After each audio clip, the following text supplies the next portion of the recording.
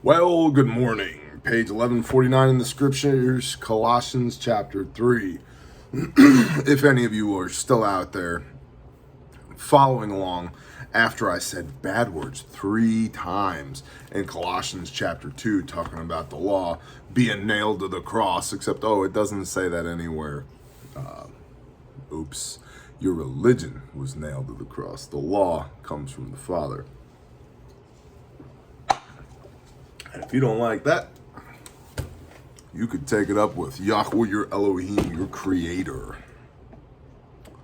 So, chapter 3, if then you were raised with Messiah because of your belief, because of the covering of blood that you have, not just because you logos believe with your mind, but you confess with your mouth, and then you follow, you take action to follow your Messiah. So if then you were raised from the dead with Messiah, seek the matters which are above, where Messiah is, seated at the right hand of Elohim. Mind the matters above, not those on the earth. For if you died, if you are really dead, the scumbag you that died, the sinful you that died the moment you brought Yeshua into life. So if you're really dead and your life has been hidden with Messiah and Elohim, when Messiah, who is our life, is manifested, then you also shall be manifested with him in esteem and glory. Therefore put to death your members which are on earth, whoring, uncleanness, passion, evil desire, greed of gain, which is idolatry. Because of these, the wrath of Elohim is coming upon the sons of disobedience. Sons of what? Disobedience. What is being disobedient? Knowing what you're supposed to do and not doing it. Doing what you want to do. Negotiating with God. We have some witnesses here because the Torah says, in the mouths of 2 or 3, let everything be established.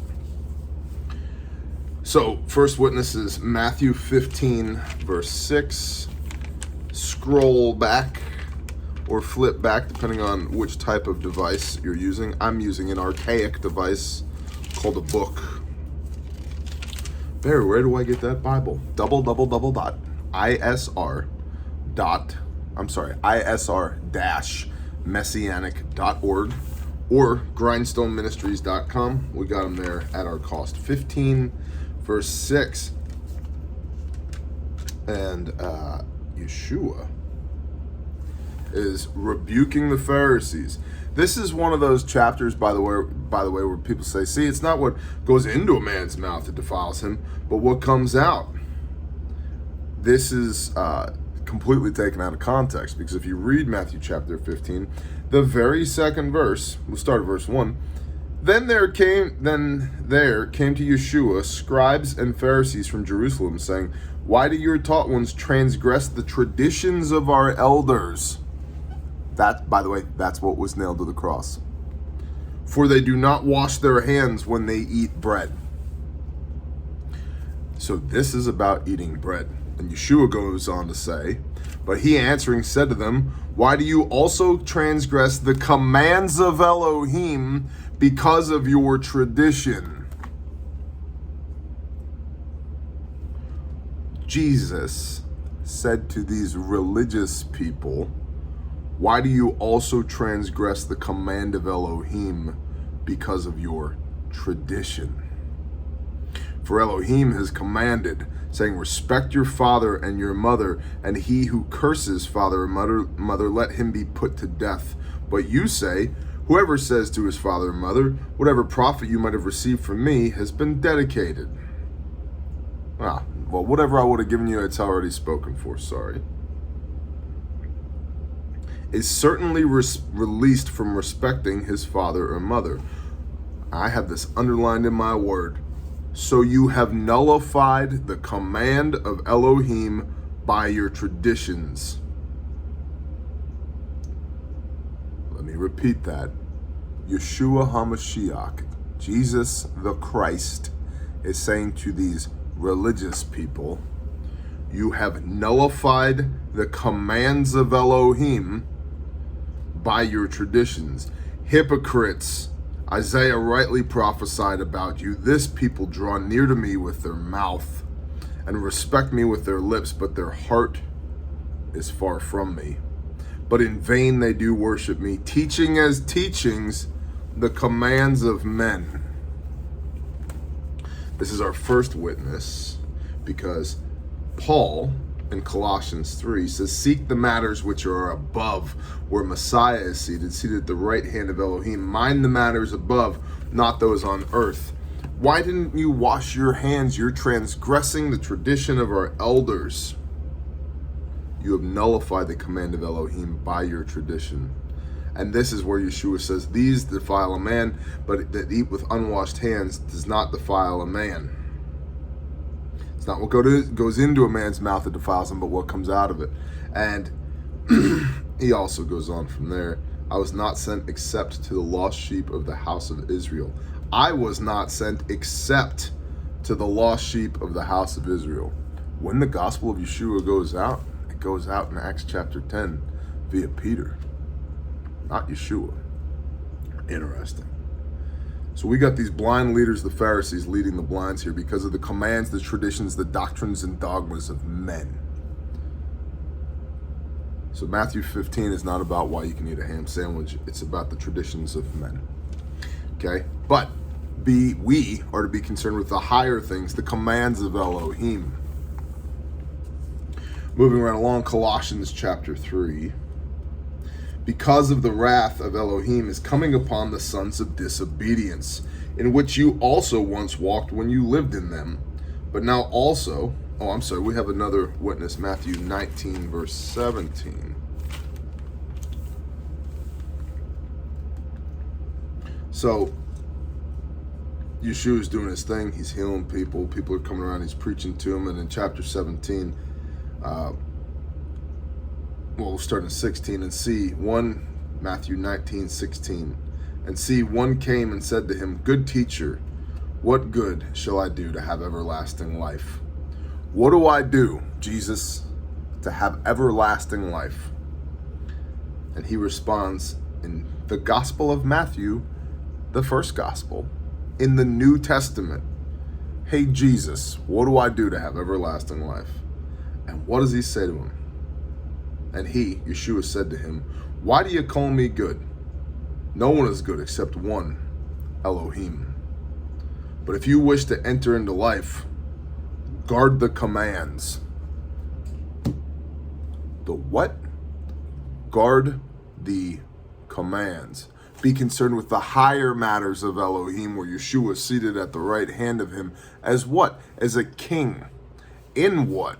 In the line of David, which we just saw in Friday's video, 1 Kings 11. Go watch that. The requirements to be a king in the line of David is that you guard the commands and the laws and the right rulings of Yahweh, your Elohim. And if you don't, the kingdom, the reign is taken out of your hand. So why would the Father say, this is my son in whom I delight, to somebody that doesn't even fit the prerequisites of being a king in the line of David? The law was not done away with. And from the mouth of Yeshua in Matthew 19, 17, if you wish to enter into life, guard the commands. And he goes on from there. You can read that on your own time. There's our second witness. Back to Colossians chapter 3. But now, also, verse 8, put off all these, displeasure, wrath, evil, blasphemy, filthy talk from your mouth. Do not lie to each other, since you have put off the old man with his practices and have put on the new one, who is renewed in knowledge according to the likeness of him who created him. Where there is not Greek and Jew, circumcised and uncircumcised, foreigner, Scythian, slave, free, but Messiah is all and in all. So, Paul, Shaul of Tarsus, by the way, there is not a single biblical proof as to why Shaul of Tarsus, a Jew and a Greek citizen, would have had his name changed to Paul. Oh, well, Jesus calls him Paul. No, the word that he used in the manuscripts is Shaul. Shaul, Shaul, why have you forsaken me? We believe it's because I say we as if I'm a biblical scholar. Biblical scholars believe that it's because at the time that the first manuscripts were being put together into the Bible, there was a Greco-Roman hero by the name of Paulus, and that a scribe may have changed Shaul to Paul. His name was Shaul of Tarsus. But anyway, the Apostle Paul saying, hey, don't do these things. Put off the old man because of the renewed knowledge that you have through Yeshua. I wonder where that knowledge came from. Flip to Leviticus 19. And this is why I want you to have your Bibles out, so you can see it with your own eyes. And for some strange reason, the Father has seen fit to make my brain oftentimes operate like one big cross-reference. I just see the way verses fit together. In fact, in Leviticus 19, here's my Bible. You see all the notes in the margins? 1 Peter 1:13, Leviticus 7:16 and 18, Ruth 2 verse 2, Exodus 20, Colossians 3:19, James 2, Luke 17, Matthew 22, Deuteronomy 22, just on this page. This is my concordance, this book and this brain. And it's the incredible thing is when you read this book, you can see the concordances, you can see how it all lines up. But you got to do it with your own eyes. Leviticus 19, verse 11. Do not steal, do not lie, do not deceive one another, and do not swear falsely by my name, and so profane the name of your Elohim. I am Yahweh. Do not oppress your neighbor or rob him. The wages of him who is hired is not to remain with you all night until morning. So don't keep back payment to somebody who deserves it. Do not curse the deaf or put a stumbling block before the blind, but fear your Elohim. I am Yahweh. Do no unrighteousness in right ruling. Do not be partial to the poor or favor the face of the great, but rightly rule your neighbor in righteousness. Do not go slandering among your people. Do not stand against the blood of your neighbor. I am Yahuwah. Do not hate your brother in your heart. Oh, love your neighbor as yourself, right? Right? Yeah. Uh-huh. That's exactly right. That's exactly right. That comes from Leviticus 19, verse 18, as we'll see here in a minute. Yeshua wasn't making this stuff up. The apostles weren't making this stuff up. They understood this because when they referred to the scriptures, this is what they meant. The epistles had not been put together in the New Testament. The Gospels had not been put together as part of the New Testament. The apocalyptic vision of John hadn't been put together as part of the New Testament. When they said read the scriptures, they meant from Genesis chapter 1 to 2 Chronicles chapter 37. Or however many there are in 2 Chronicles. It's a lot. Let's find out. Is it 31 or 37? Almost there. One more onion skin page. 35, 36. My bad. That's what they meant by the scriptures. Okay. So continuing. Do not go slandering among your people. Do not stand against the blood of your neighbor. I am Yahuwah. Do not hate your brother in your heart. Reprove your neighbor for certain and bear no sin because of him, but don't hate him. Do not take vengeance or bear a grudge against the children of your people. And you shall love your neighbors as yourself. I am Yahuwah. Guard my laws. Do not let your livestock mate with another kind. Do not sow your field with mixed seed, and do not put a garment woven of two sorts of thread upon you. And it goes on from there. So this whole thing right here, how do you love your neighbor as yourself? Boom, it's right here. You can 19 is a great read. Verse 3. Each one of you should fear his mother and his father, which is what Yeshua was just rebuking the Pharisees about in Matthew chapter 16, or 15 rather. Each one of you should fear his mother and his father, and guard my Sabbaths. I am Yahuwah, your Elohim. Do not turn to idols. Do not make for yourself molded mighty ones. I am Yahuwah, your Elohim. You should read Leviticus chapter 19. But my point here is, all these things that Shaul of Tarsus is telling these new believers in Messiah to do. These are not new revolutionary concepts. They're commands of Yah.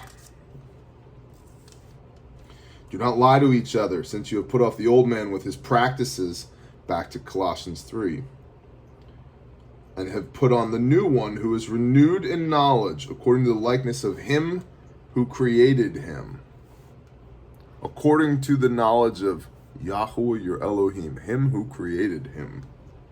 Whether it's not Greek or Jew, circumcised or uncircumcised, foreigner, Scythian, slave free, but Messiah is all and in all.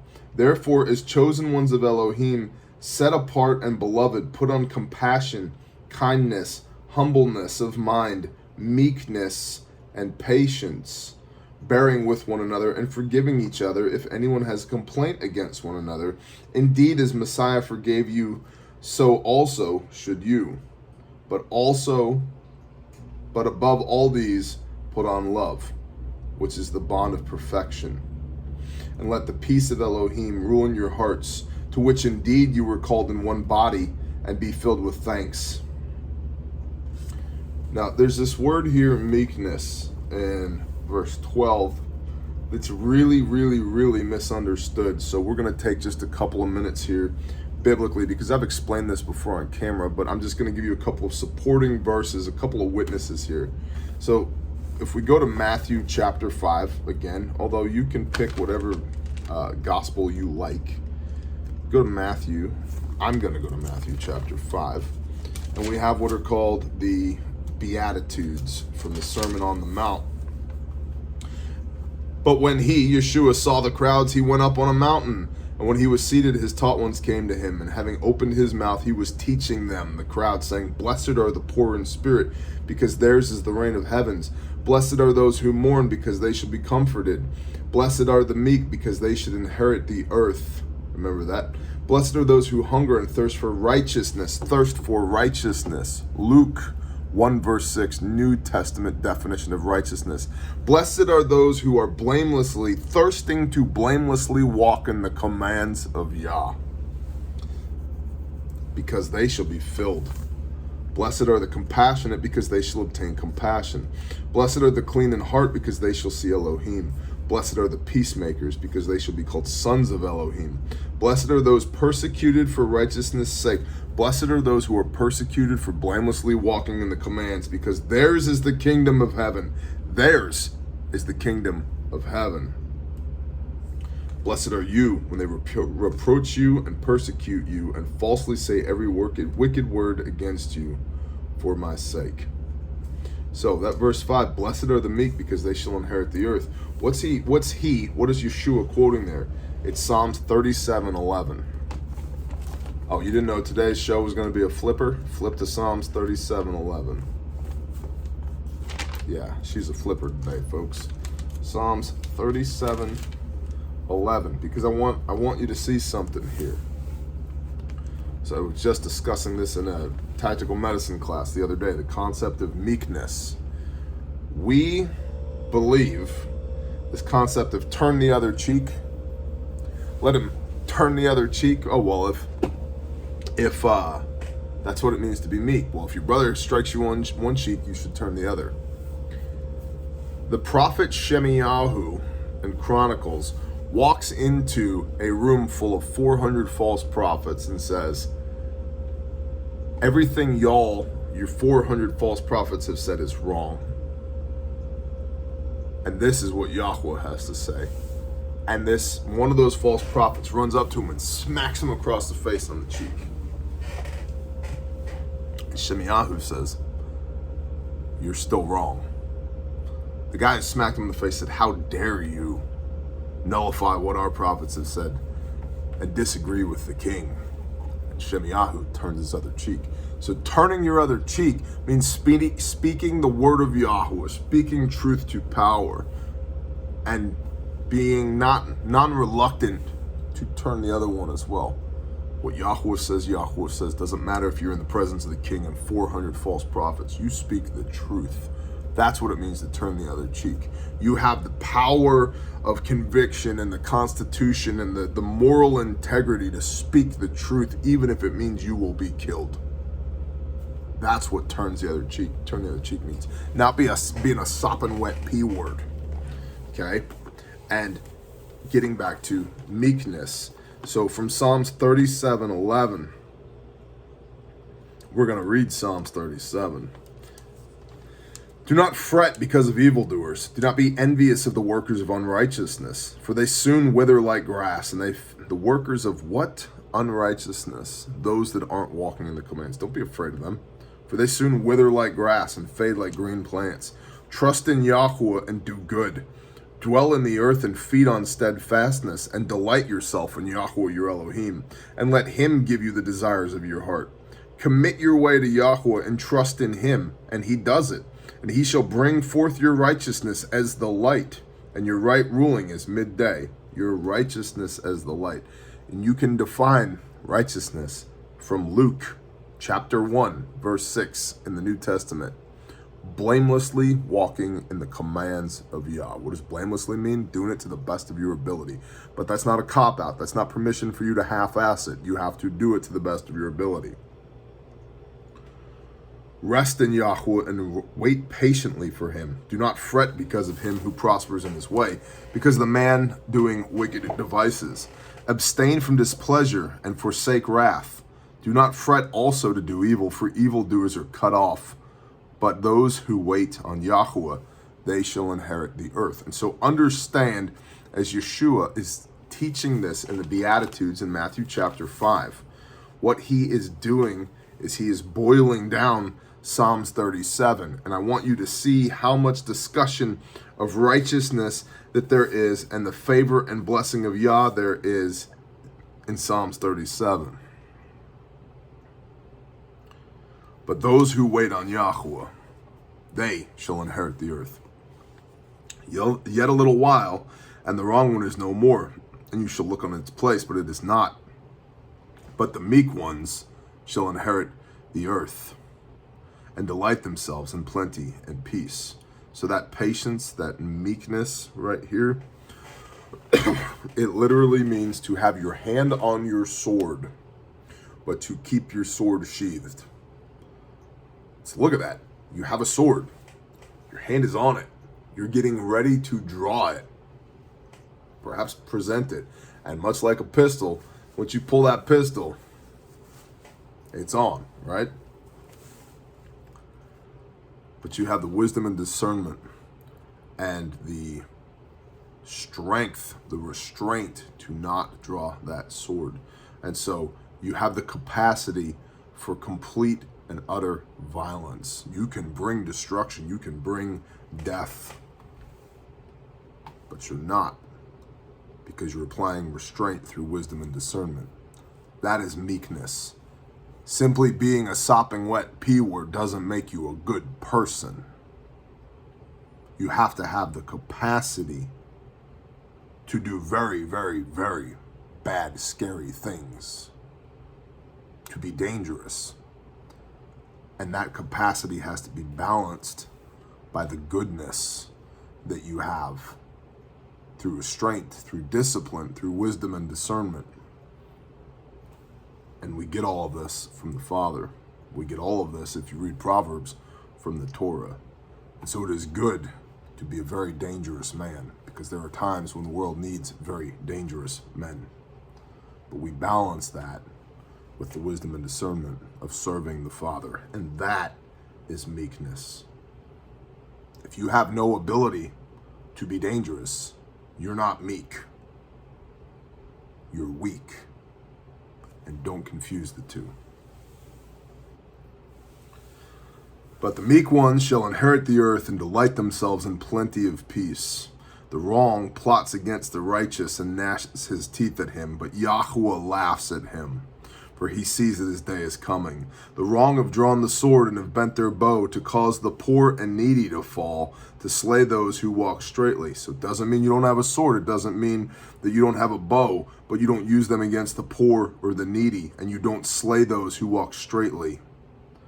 because then their sword does enter into their own heart, and their bows are broken. Better is a little with the righteous one than the riches of many wrongdoers, for the arms of the wrongdoers are broken, but Yahweh sustains the righteous. Yahweh knows the days of the perfect, and their inheritance is forever. Oh, remember that, because there's an inheritance that Paul, Shaul of Tarsus, discusses over and over again. Yahweh knows the days of the perfect, the righteous, and their inheritance is forever. They are not ashamed in a time of evil. And I've just got to say, gosh dang, if you are running around with your light under a basket right now, you're doing it wrong. Let me encourage you, brother or sister, take that damn basket off without light and get busy. Do not be ashamed right now, because the world needs strong, righteous people right now, because we are on the precipice of some real evil. They are not ashamed in a time of evil, and in the days of scarcity of food, they are satisfied. But the wrongdoers shall perish, and the enemies of Yahweh, like the splendor of the meadows, they vanish. Like smoke, they vanish away. The wrongdoer is borrowing and does not repay, but the righteous one shows favor and gives. For his blessed one inherit the earth. Those cursed by him are cut off. The steps of a man are ordered by Yahweh, and he delights in his way. Though he falls, he is not cast down, for Yahweh is his supporting hand. I have been young, and now I'm old, yet I have not seen the righteous forsaken, or his seed begging bread. Give us this day our daily bread. All day long he is showing favor and lending, and his seed is for a blessing. Turn away from evil and do good and dwell forever. For Yahweh loves right ruling, justice, and does not forsake his lovingly committed ones. They shall be guarded forever. But the seed of the wrongdoers is cut off. The righteous shall inherit the earth and dwell in it forever. Revelation. And I saw a new heaven and a new earth coming down out of the heavens, and a new temple. Revelation 21.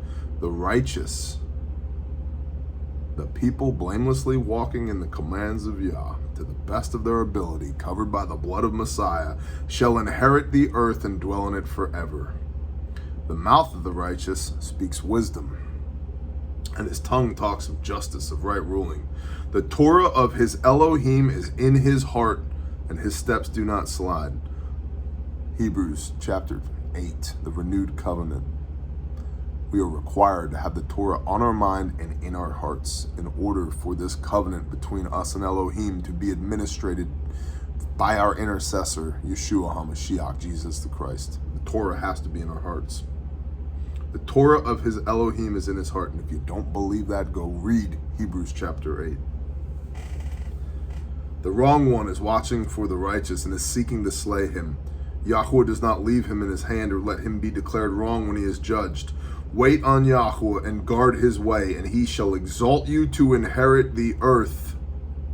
When the wrongdoers are cut off, you shall see it. I have seen the wrongdoer in great power and spreading himself like a native green tree, yet he passed away, and see, he was not. And I sought him, but he was not found. Watch the perfect and observe the straight, for the latter end of each is peace, but the transgressors shall be destroyed together. The latter end of the wrong shall be cut off, but the deliverance of the righteous is from Yahweh. Their strength in time of distress, and Yahweh does help them and deliver them. He delivers them from the wrongdoers and save them, because they took refuge in him. So when Yeshua is delivering the Beatitudes in Matthew 5, and talking about meekness, when he says the meek shall inherit the earth, that's what I mean by that. And that's what Shaul of Tarsus, the Apostle Paul, is touching on here, Colossians chapter 3. Therefore, as chosen ones of Elohim, set apart, holy, sanctified, and beloved, put on compassion, kindness, humbleness of heart, meekness, and patience. Meekness and patience go hand in hand. by the way. Bearing with one another and forgiving each other if anyone has a complaint against another. Love your neighbor as yourself.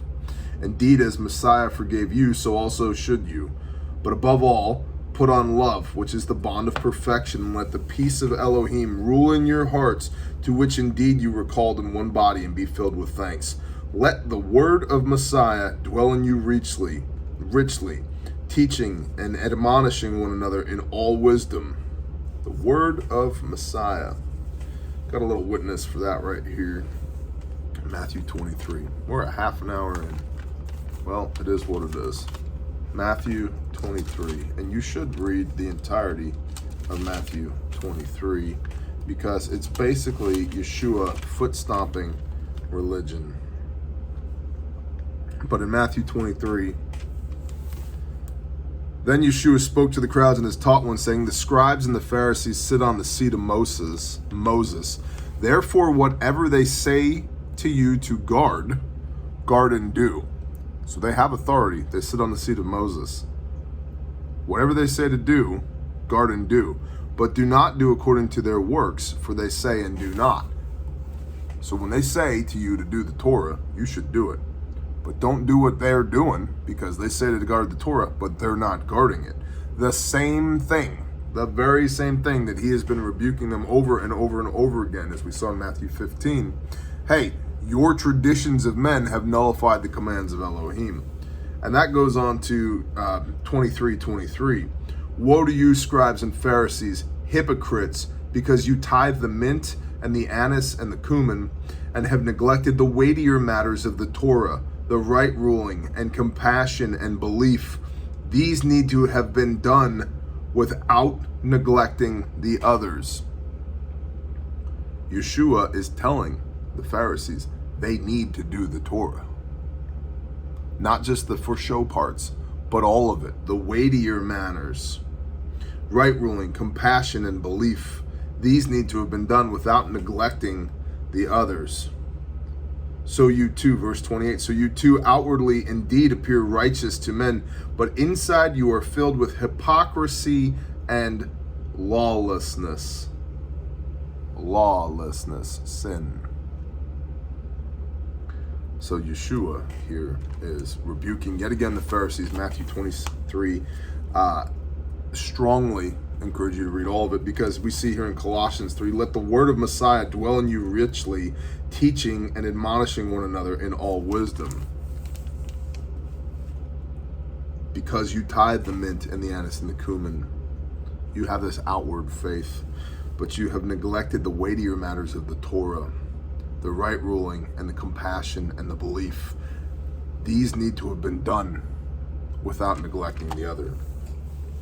Let the word of Messiah dwell richly in you, teaching and admonishing one another in all wisdom, singing with pleasure in your hearts to the Master in psalms and songs of praise and spiritual songs. And whatever you do in word or deed, do all in the name of the Master Yeshua, giving thanks to Elohim the Father through him. Well, that's a works-based theology. Read your effing Bible before you ever attempt to rebuke me. Wives, subject yourself to your own husbands, as it is proper in the Master. Husbands, love your wives, and do not be bitter toward them. Children, obey your parents or your Father in heaven, for this is well-pleasing to the Master.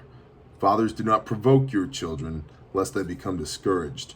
Servants, obey your masters according to the flesh in all respects, not with eye service as men pleasers, but in sincerity of heart, fearing Elohim. And whatever you do, do it heartily, as to the Master and not to men, knowing that from the Master you shall receive the reward of inheritance.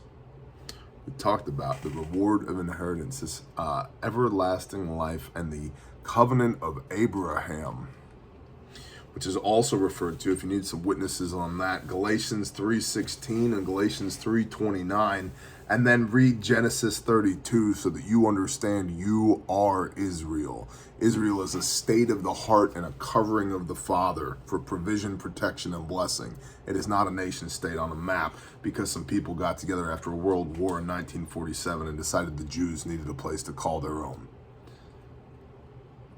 Israel is a heart condition. Are you the Father's people? And you want to be Israel. It's really good to be Israel. If you don't believe me, Israel means he who has overcome. Go read Revelation and underline everywhere it says, to him who has overcome, I will give. Because everybody who's not Israel, bad news. Knowing that from the master you shall receive the reward of inheritance. It is the master, Messiah, you serve. But he who does wrong shall be repaid for wrong, which he has done. And there is no partiality. I'd start at Revelation 19 for that. I appreciate y'all. I hope you found this to be a blessing. Share it with somebody you love. Shalom.